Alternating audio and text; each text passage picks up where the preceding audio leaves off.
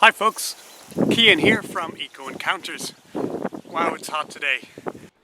As well as producing educational science-based material, I also produce a podcast called Wide Atlantic Weird, which is about strange beliefs and why people believe weird things. This often takes me into the realm of conspiracy theories, in particular the common idea that most major world events are controlled by some secret group of elites. Chances are you've come across some of these strange ideas yourself, whereas not that long ago you had to go looking for them in strange, unsavoury places on the internet. Right now they're everywhere. Insert your own joke about COVID-19 or 5G paranoia here. Perhaps you're wondering what exactly it is that this group wants. Why do they want to surround us with all these falsehoods and this fake news? Why exactly do they want to control us? What is their game? Well, it must be said that the more you research, the more you find out that the supposed aims of this evil cabal seem to make no rational or economic sense. For example, according to believers, the secret rulers are powerful enough to manipulate almost every nation on Earth into fighting each other in not one but 2 world wars, supposedly so they can trick everybody into joining their sinister one world government afterwards. But then they can't get these same countries to join the League of Nations or even the United Nations. Also, they stage impossibly elaborate false flag disasters to scare populations into accepting, for example, gun control laws, but then decades later they're still unable to get these same laws passed. These New World Order guys are both impossibly powerful and ridiculously weak. Well, when you get to the bottom of the conspiracy theory biscuit barrel, it turns out that this imaginary group of elites, conjured up by the likes of Alex Jones and David Icke, what they're really looking for, what they really want to do, and what they really want to achieve is nothing less than population reduction. Now, in this idea, there may indeed be echoes of America and Germany's actual real-life eugenics programs in the early 20th century. I do like to point out when there is a grain of truth to conspiracy theories. These dark movements were led by people, sometimes political and quasi-scientific leaders, who did want to wipe out large amounts of people. Now, at this time, the stated reason for reducing populations was generally either a belief that some races were inferior to others, or some twisted version of Malthusianism, the idea that the human population would inevitably continue growing until we had consumed all the resources on Earth and it became impossible to feed everybody. Conspiracy theorists such as Jones and Icke today continue to claim that their imaginary New World Order want to wipe out up to 80% of the Earth's population, and that they will use the excuse of quote-unquote overpopulation to justify this evil scheme. In their world, all environmentalism is complicit in the conspiracy. To them, environmentalism is nothing but a cover for genocide. To them, environmentalists hate people and would rather see people wiped out to make more space for animals and trees. Because if we don't, there's not going to be enough space on Earth, right? Now, this is the environmentalist cover story the NWO used to fool us, and it's utterly false, right? Because Malthus was wrong, right? Well, as a conservationist and former scientific researcher myself, I do take an interest in how and why environmentalism shows up right at the heart of this conspiracy culture. On the surface, the idea of environmentalism as a twisted version of Malthusianism can seem convincing. Malthus, and writers influenced by him, such as Paul and Anne Ehrlich, who wrote The Population Bomb in 1968, predicted that population growth would inevitably result in global famine, perhaps as early as the 1970s. Now, they were obviously wrong about that. They simply projected then-current statistics about population growth and food production and figured that there was a big problem coming. But they didn't expect the improvements in food production that came next, what we call the Green Revolution, which mechanized and industrialized food production, making the process more efficient. So now, globally, there isn't actually a shortage of food. There is, of course, an imbalance in where the food is distributed, but that's a topic for another day. But it's clear that anyone fretting about overpopulation must be misinformed, right? After all, it's not as if we're running out of space either. Depending on where you live, hey, you can see there's plenty of space. There are deserts and prairies. There are even bits of the rainforest we haven't cut down yet, so plenty of space we could free up if we needed to. And many European countries, which don't have a lot of true wilderness, well, they still have a fairly low population density.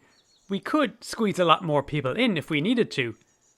In any case, we know that populations tend to naturally plateau once nations become developed. So what's the problem? Environmentalists are obviously deluded, or worse, knowing shills for the New World Order, deliberately faking their concern. So, having done away with the canard of overpopulation, we're obviously completely justified in continuing to rack up the population, take up more space, and just getting on with life as usual, right? Well, scientists have a term for what's happening on Earth at the moment. They call it a mass extinction. These are events so rare, we estimate that they've only happened 5 times in the history of the planet. The most famous one, of course, being the one that killed the dinosaurs at the end of the Cretaceous period. Now, mass extinctions are big, messy, complicated things. How we collect the data is complicated. How we define our terminology is complicated. After all, we're talking about an attempt to catalogue the state of all life on Earth across hundreds of countries and thousands of organisations. So it shouldn't be surprising that there are many elements we're just not sure about. Things we don't know yet, precise figures that everyone can agree on, details about the extent, the scale, and the speed of this mass extinction. These are things we're still figuring out, things researchers still debate amongst themselves. But within the scientific world, there is a broad consensus that we are in at least the early stages of an extinction event of some kind. That isn't even controversial. Any controversy you may hear on this issue is purely cultural, fodder for the so-called culture war. This is the domain of the lobbyist, the politician, and the professional spin doctor. Among the researchers on the ground actually doing the work and collecting the data, there's really no question that we're in the middle of an ecological crisis. Well, if all these researchers are just patsies who've been bought off by George Soros, Bill Gates, or New World Order money, well, hey, can someone please tell old Georgie boy that my check must have been lost in the post? As to what's causing this crisis, well, the scientific literature says dwindling population sizes and range shrinkages amount to a massive anthropogenic erosion of biodiversity and of the ecosystem services essential to civilization. And we estimate that extinctions caused by human activities are occurring at a rate thousands of times higher than the background rate. Now, the human activities with the largest relative global impacts in descending order are habitat loss, that is, changing the land, usually to develop it, direct exploitation of organisms, that is, various kinds of hunting, poaching, or fishing, climate change, of course, pollution, of course, and lastly, giving invasive species a free ride to new countries where they can take over and wipe out native species. All of these things tend to increase as societies become more developed. But does it have to be this way? Well, according to the Global Biodiversity and Loss document from the Annual Review of Ecology, Evolution and Systematics, the impact of human enterprise on nature depends on population, affluence, and technology. Let's focus on affluence here for a moment. In the document, they define it as being per capita consumption. Good old consumption. See, it turns out that even underdeveloped countries that do still have fast-growing populations contribute less to these 5 destructive habits than the developed countries do. Even with smaller populations, it's the developed countries that are using up more space and throwing more carbon into the air. So that tells us that it's the way we live that's causing the problem.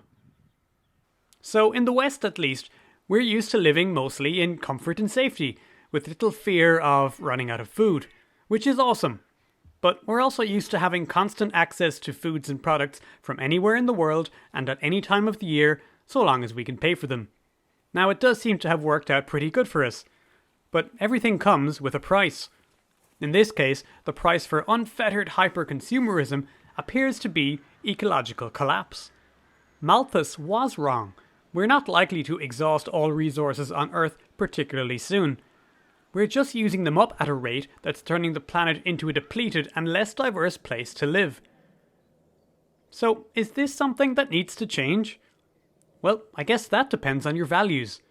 From C.J.A. Bradshaw's summary of the Intergovernmental Science Policy Platform on Biodiversity and Ecosystem Services, and try saying that with a mouthful of mushy peas, I present here just a very small glimpse of the true problem. The biomass of terrestrial vegetation worldwide has halved over the course of human history. More than 70% of the Earth's land surface has been altered by humans. Most of this is not due to direct habitation by humans, but due to agriculture to feed humans. Over 60% of all terrestrial vertebrate individuals have disappeared since only 1970.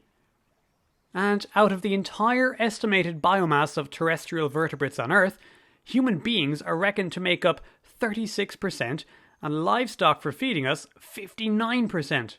All the wild mammal, bird, reptile and amphibian biomass all squeezed together on Earth makes up only 5%. So, 2 questions. Firstly, what kind of a world do you want to live on? Is this continued degradation of environment and loss of diversity an acceptable price for the continued lifestyle we've become accustomed to? And secondly, what responsibility do we have, as stewards of the planet, to the other life forms with which we share the globe? Like I said, it depends on your values.